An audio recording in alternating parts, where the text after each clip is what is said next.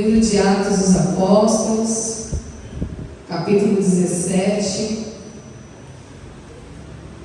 a partir do verso 24. Atos 17, 24.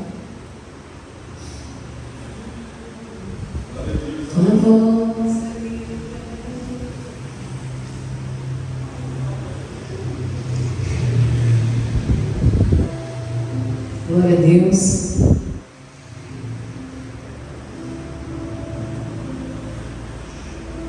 Acharam?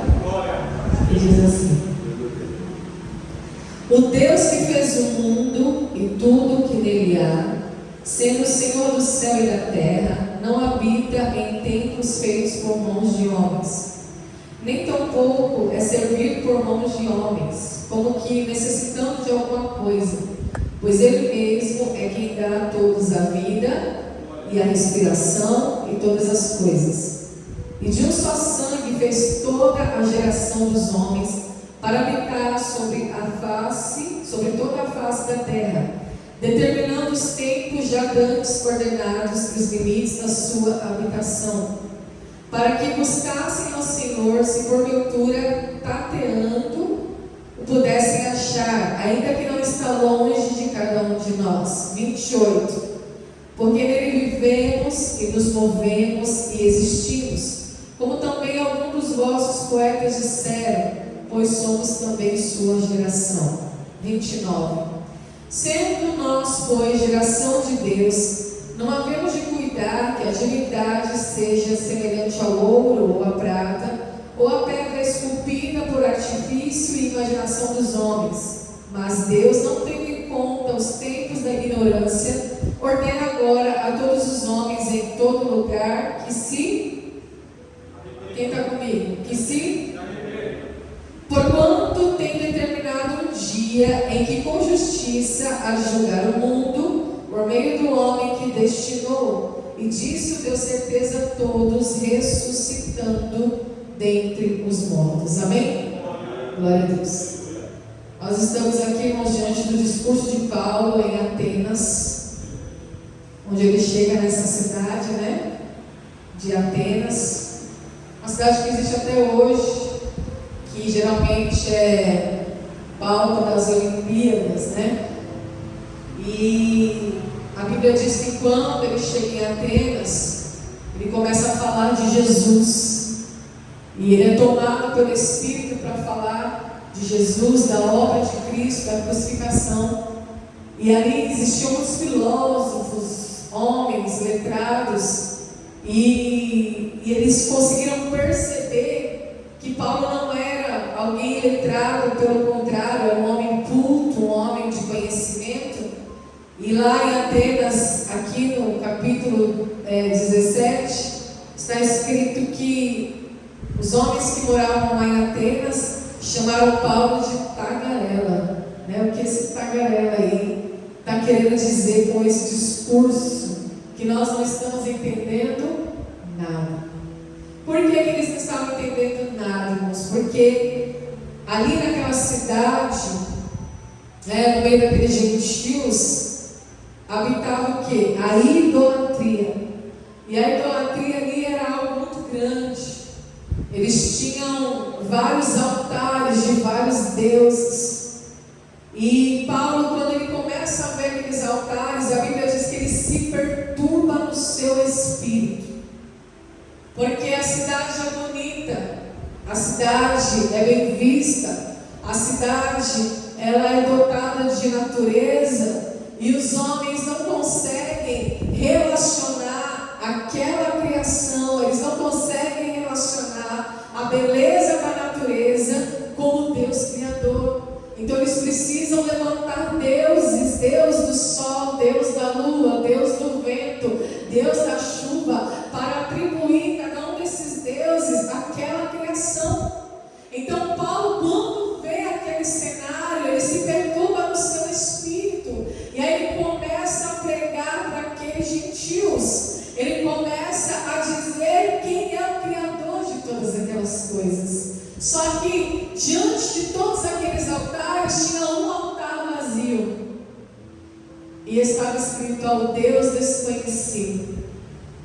Então Paulo usa aquele altar vazio, ele aponta para aquele altar e fala: é deste Deus que eu estou falando. Eu fiz uma viagem agora com os missionários a lazer, a passeio, não fui para pregar, irmãos. Eles quiseram me presentear, né? Foi um presente de Deus, porque pela ajuda que a gente dá, eles ficam aqui na igreja, a gente está guardando os móveis deles aqui, né? Eles vão morar aqui em São Paulo, enfim. E a gente foi para o Espírito Santo, conseguiu uma promoção aí boa, né? Porque eu só vou quando está em promoção. A passagem de avião tem que ser de 500 para baixo, mais que isso é uma viagem.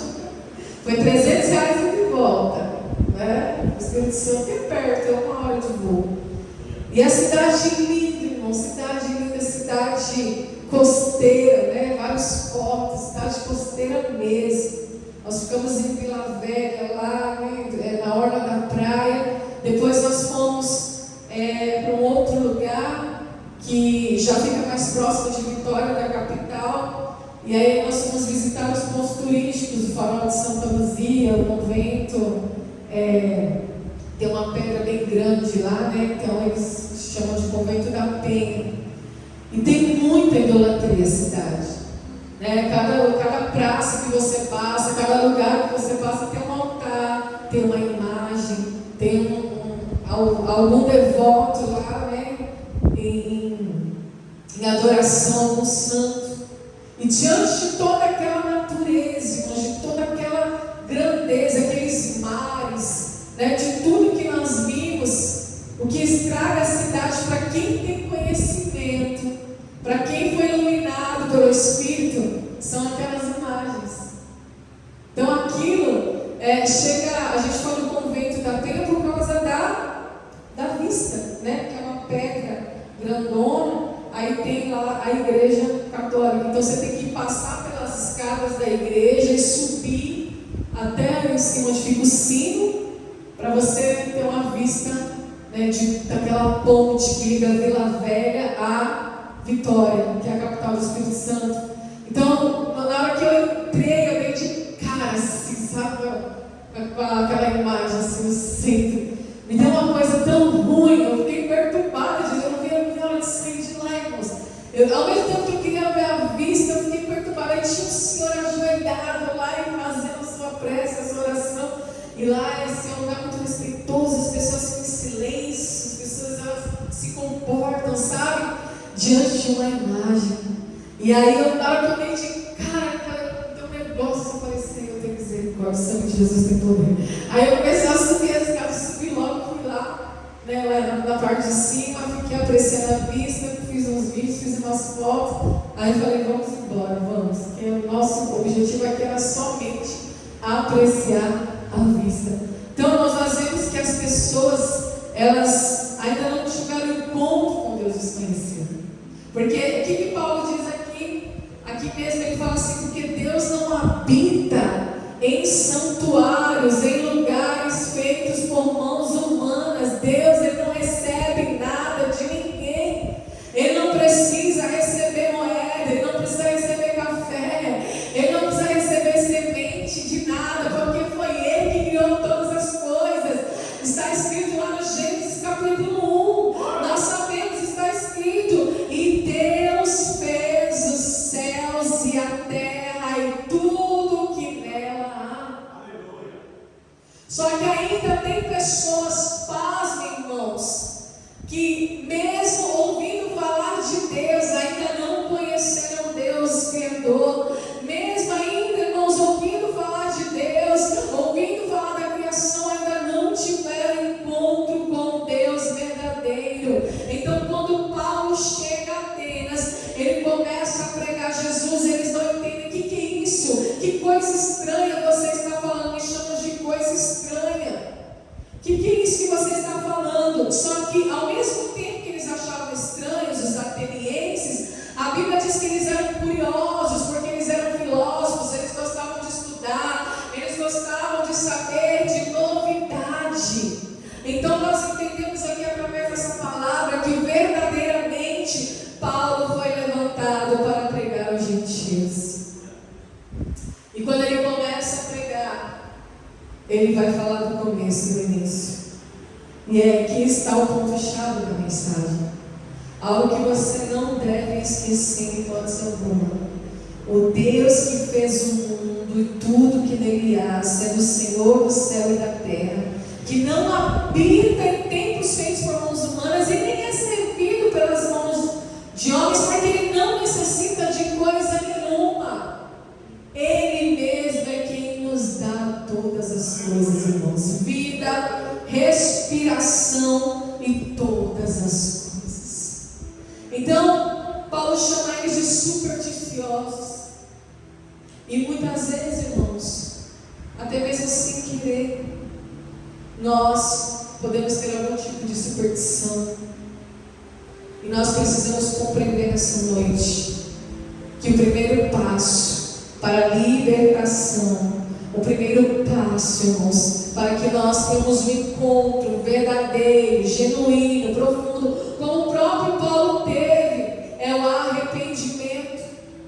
Porque Paulo, ele não passa na cabeça dos atenienses, não. Ele fala, vocês precisam se arrepender, aleluia. Não foi isso que eu pedi para vocês repetirem?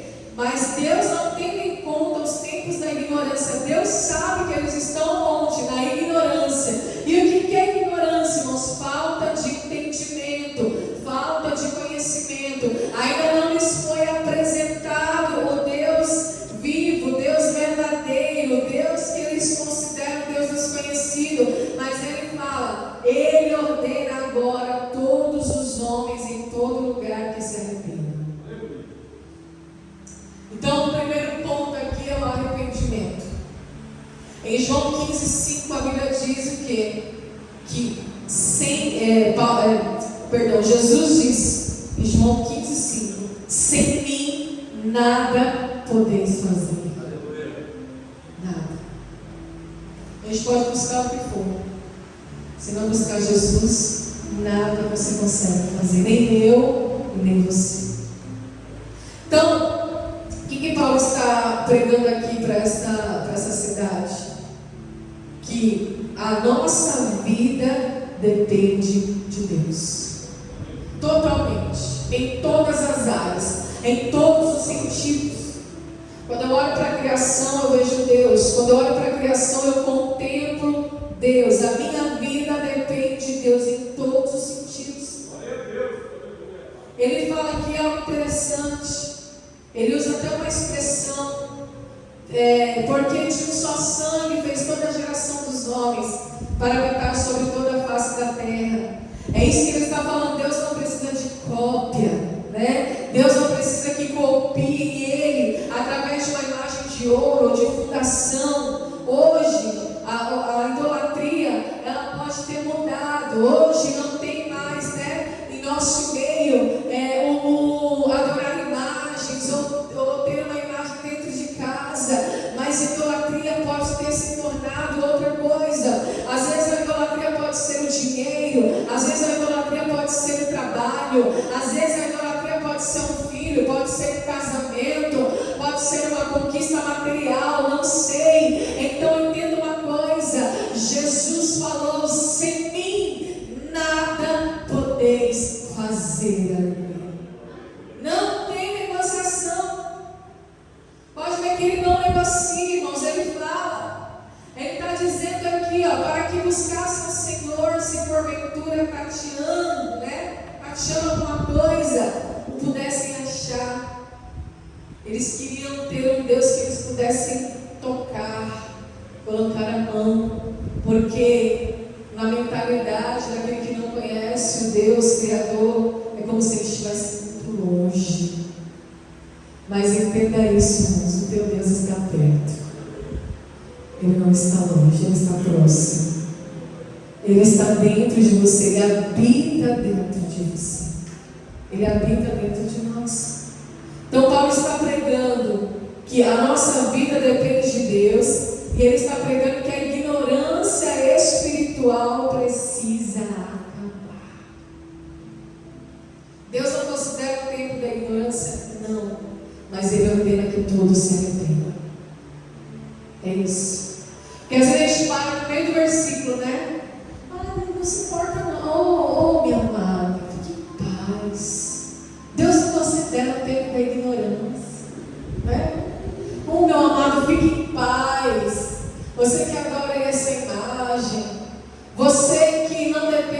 Deus. Eu sei que não considero, fique em paz. É o tempo da ignorância, sim, mas é o tempo de completar o versículo. Deus não considera o tempo da ignorância, mas Ele ordena que todo homem se arrependa. É isso. Aí vai falar do quê? Por que precisa de arrependimento? Porque haverá um tempo de juízo. Escrito, ó. Porquanto tem determinado um dia que com justiça há de julgar o mundo, por meio do homem que destinou. E disso deu certeza a todos, pelo viés da ressurreição. Então Paulo fala de Jesus, ele fala do juízo, ele fala do julgamento, ele fala desse Deus que eles consideravam Deus desconhecido, que aparentemente para muitos, até dentro da igreja, é um Deus conhecido. Mas foi falado aqui, né? Será que nós amamos Deus de verdade? Será que nós conhecemos mesmo esse Deus? Porque haverá um juízo, irmãos. E Deus, Ele não tolera idolatria. Ele não tolera muita coisa, mas idolatria é algo que Ele não tolera mesmo. Porque Ele sendo tão grande, tão soberano, o Deus Criador, o Deus que pode todas as coisas. Porque nós podemos pensar assim, eu posso criar, sim, mas para mim criar algo eu preciso de uma matéria-prima. Deus cria do nada. Ele não precisa de nada para criar. Ele cria simplesmente porque Ele é o Criador. A Bíblia diz que a terra era sem forma e vazia. Deus criou do nada. Então não é Deus que depende de mim, sou eu que dependo dEle. Quando eu fui colocado neste mundo aqui, o mundo já existia. Quando eu fui inserido neste mundo, todas as coisas já existiam. Então eu dependo dEle, não é Ele que depende de mim, aleluia. É isso que Paulo está pregando em Atenas. Olha, vocês estão cegos, vocês estão na ignorância. Deus não habita em templo feito com mãos humanas. Deus não precisa que ninguém siga a Ele, é Ele que dá todas as coisas. Nós estamos aqui nessa noite, pura e simplesmente, irmãos, por gratidão a Ele, por tudo que Ele já fez, aleluia. É para isso que nós o servimos, porque nós somos gratos, aleluia. Em Oséias 4:6 está escrito: o meu povo sofre, o meu povo perece por falta de conhecimento. Mas não é porque não tinha ninguém para ensinar. Sempre tem alguém para ensinar.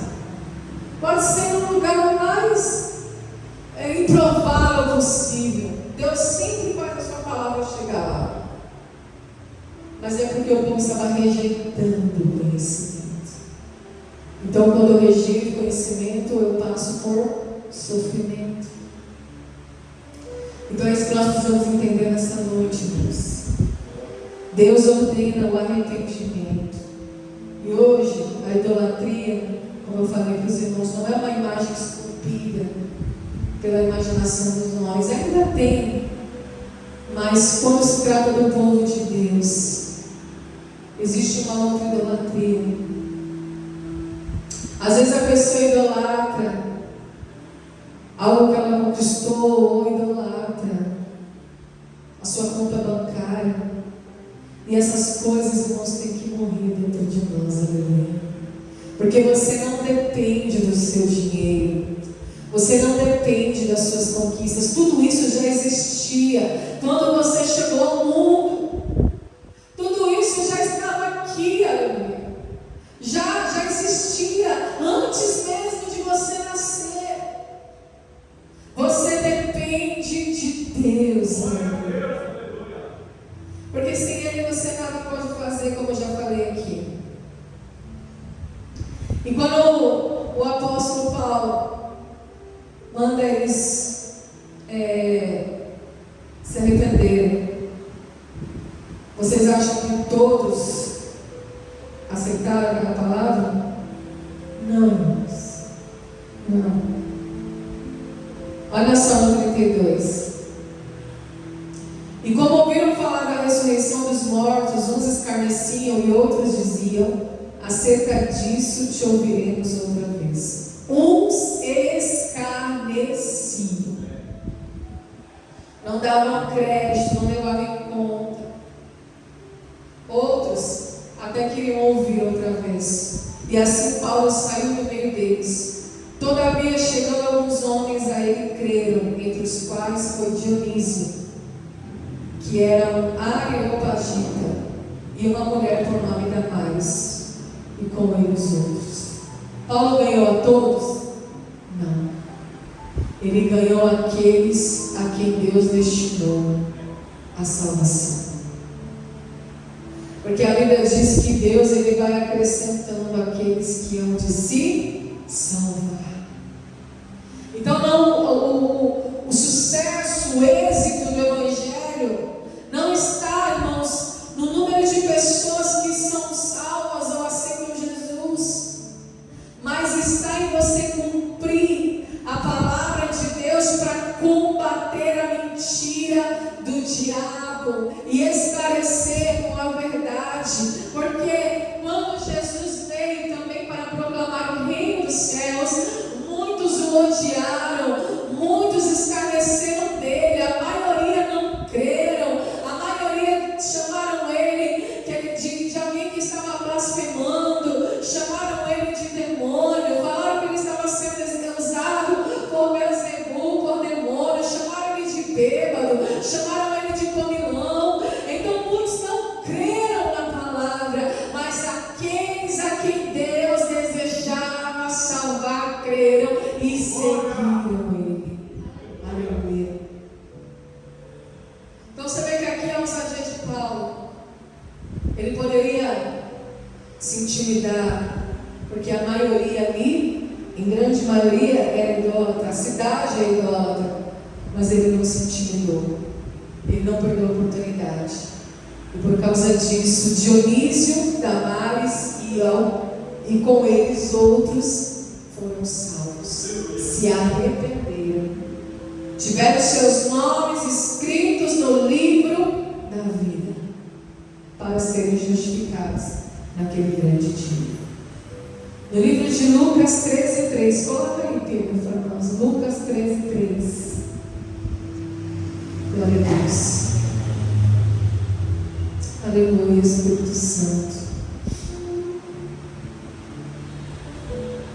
E 13:3. Não vos digo antes, senão não vos arrependerdes, todos de igual modo perecereis. Para ter salvação, irmãos, precisa ter arrependimento. E a palavra arrependimento significa o reconhecimento de nossos erros e um pacto, né? Quando eu me arrependo, eu faço um pacto, eu faço uma aliança com Deus, um voto com Deus, para que Ele me ajude, para que Ele me dê força, para que Ele me dê graça, para que eu não venha cair novamente. Esse é o significado da palavra arrependimento. Segundo de Pedro, segunda carta de Pedro, capítulo 3, verso 9. O Senhor não retarda a sua promessa, ainda que alguns a tenham por tardia, mas é longânimo para conosco, não querendo que alguns, está escrito todos ou alguns ali? Não querendo que alguns se percam, senão que todos venham a se arrepender. Olha só. De que promessa é essa que Pedro está falando aí? A promessa da volta de Jesus. Jesus vai voltar. Jesus está às portas. Os sinais estão aí. Guerras, rumores de guerras, e por aí vai. O amor se esfriando, tudo que nós estamos vendo, todos os sinais. Então, Pedro está dizendo aqui que o desejo de Deus é que todos se arrependam. E como vão se arrepender, irmãos, se não há quem pregue? Como vão se arrepender, irmãos, se não há quem fale de Jesus, se não há quem aponte o caminho.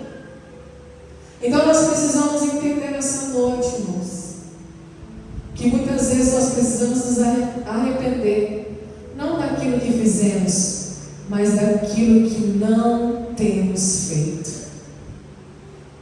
Quem concorda com essa palavra? A Bíblia diz que Jesus é a luz do mundo e o sol da terra. E é tão forte essa palavra que a Bíblia também diz lá no livro do Apocalipse que no novo céu e na nova terra não haverá a luz, não haverá o sol, porque não vai precisar. Deus é a própria luz. Deus é quem vai iluminar a cidade. Jesus é a própria luz que vai iluminar. Então não vai ter necessidade do sol. No mesmo livro do Apocalipse está escrito que lá o mar já não existe. Por que o mar já não existe? O mar é tão lindo. Tudo bem que é de uma forma metafórica, simbólica, mas há aqui, irmãos, uma explicação para isso. Qual que é o aspecto do mar? Qual que é a característica do mar? O mar é inconstante. Uma hora está calmo, uma hora está bravo. Não é assim? E Tiago fala que nós não devemos ser inconstantes como o mar, como as águas do mar, que se lançam de um lado para o outro, né? De maneira inconstante, não é uma coisa fixa. E o mar também representa a divisão das nações. Então eles dividem os continentes pelo mar. Assim é o mapa mundi. No céu não vai ter mar, porque não vai ter divisão. Será um só povo. Aleluia. O povo de Deus, unidos pelos méritos de Jesus Cristo.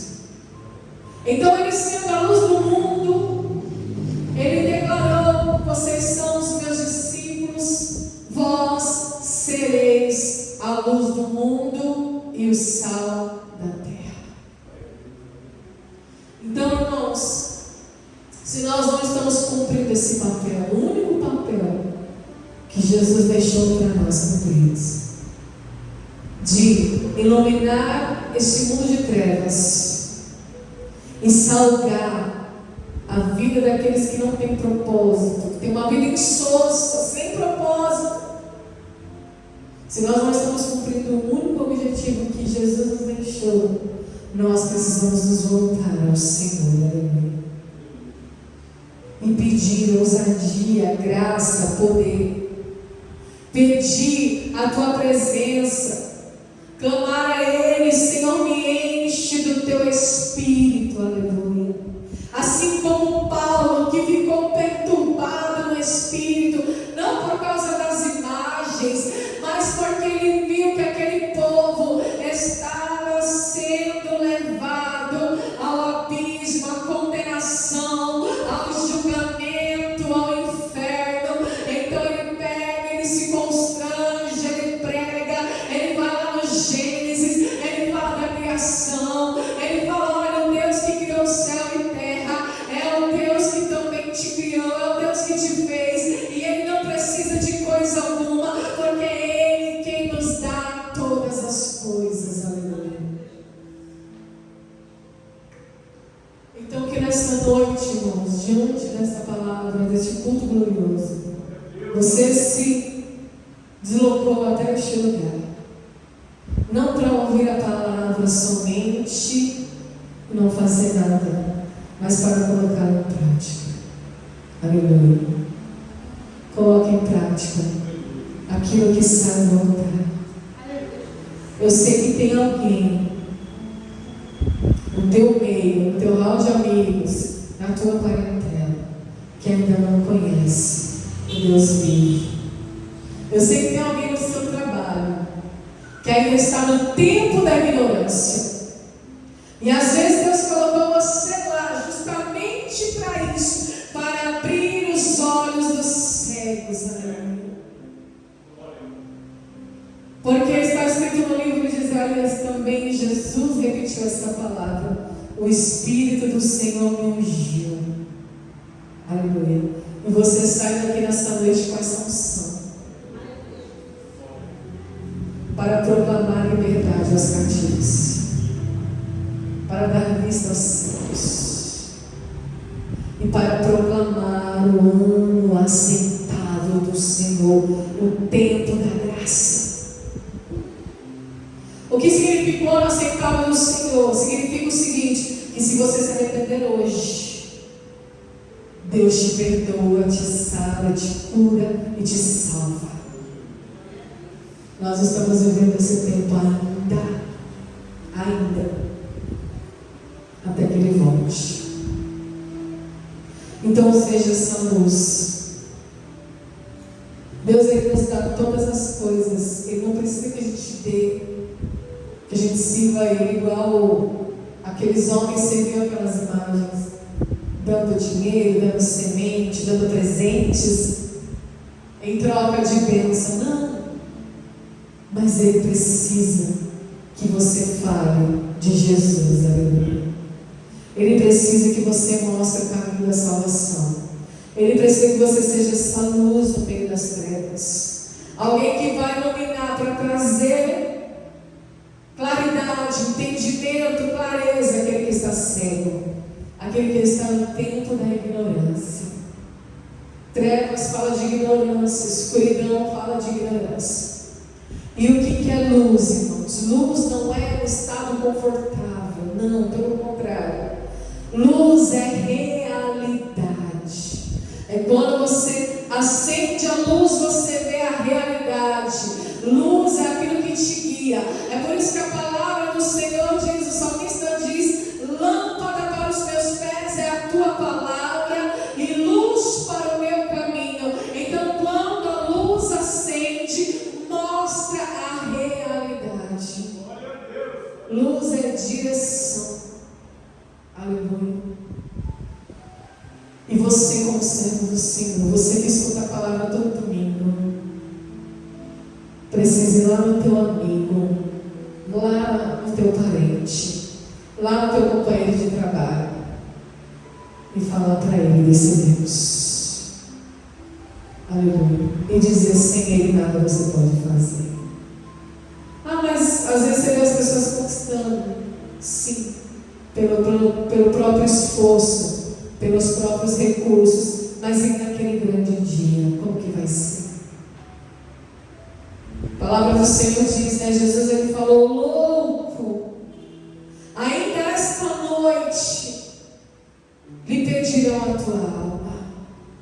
O que você tem para dar? Dinheiro? Depósito? Nada disso compra a nossa salvação. A nossa salvação foi comprada, igreja, com preço de sangue derramado na cruz do Calvário. E você precisa ser esse agente de Deus para colocar aquele que está em trevas debaixo do sangue do Cordeiro. Então entenda isso. Se Paulo, que era Paulo, viu a necessidade de pregar alguns e ganhar alguns em Atenas, quem dirá nós, irmãos, que estamos todos os dias, toda semana, todos os dias no seu trabalho, todos os dias na sua casa, toda semana na igreja, ouvindo a palavra. Então que você se levante nessa noite como verdadeiro discípulo. Eu vou orar para o Espírito Santo queimar o teu coração. Amém? Vamos colocar em pés? Louvado seja Deus.